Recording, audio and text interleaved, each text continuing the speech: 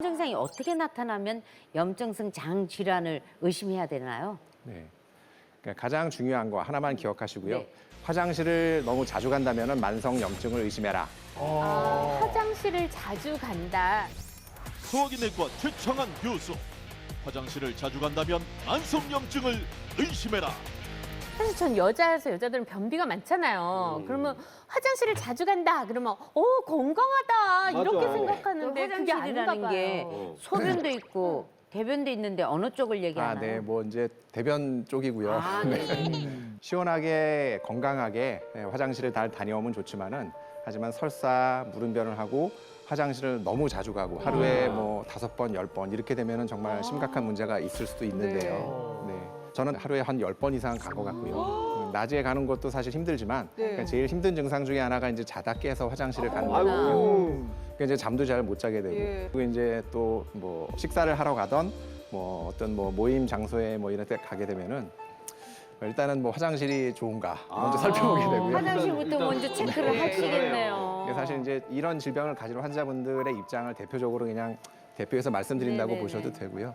네. 저도 그런 점들이 아직도 사실 이제 불편해하는 증상 중에 하나입니다. 아유, 젊은이 고생했어요. 화장실을 아유. 먼저 찾는 생활이 이렇게 그게 생활상에서 딱 이렇게 정해져 있다는 게 얼마나 고통스럽겠어요, 사실. 잦은 대변이 만성적인 복통이나 설사, 혈변, 아니면 체중 감소, 빈혈, 혹은 잔변감, 그러니까 대변을 보고도 시원하지 않은 느낌, 아니면 화장실을 급하게 가는 대변 급박감 이런 증상하고 동반될 경우에는 특히 만성 염증을 의심을 해야 됩니다. 많은 사람들이 과민성 장 증후군과 헛갈려할 수 있는데요. 네. 무엇보다도 혈변이 있다면 혈변이 가장 중요한 증상 중에 하나고요. 혈변 증상을 그냥 치질이겠거니 맞아요. 하고 지나가기도 하고요. 그러잖아요. 그럼. 네네. 혈변 증상을 일으키는 가장 흔한 원인이 치질이 맞기는 맞고요. 그렇죠. 하지만은 뭐 이런 질환도 있을 수 있다는 걸 좀 아실 필요가 있고 네. 가능하면은 초기에 병원에 가서 적절하게 진단과 치료를 받는 게 좋습니다. 과민성 장증후군은 특별한 원인 없이 나타나는 질환이고요.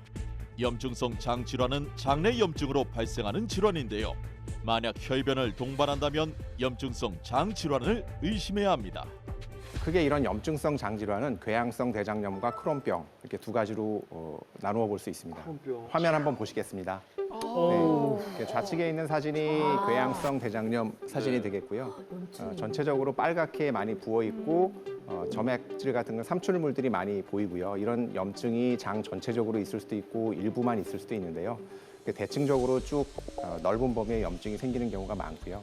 오른쪽 사진은 크론병이라고 하는 염증성 장질환 환자의 사진인데 특징이 궤양성 대장염보다는 좀 깊게 궤양이 파이는 특징이 있고요. 크론병 같은 경우는 이렇게 장 전층에 염증이 생기기 때문에 간혹 이제 장에 구멍이 나서 아니면 장이 막혀서 병원에 오시는 경우들이 좀 가끔 있습니다.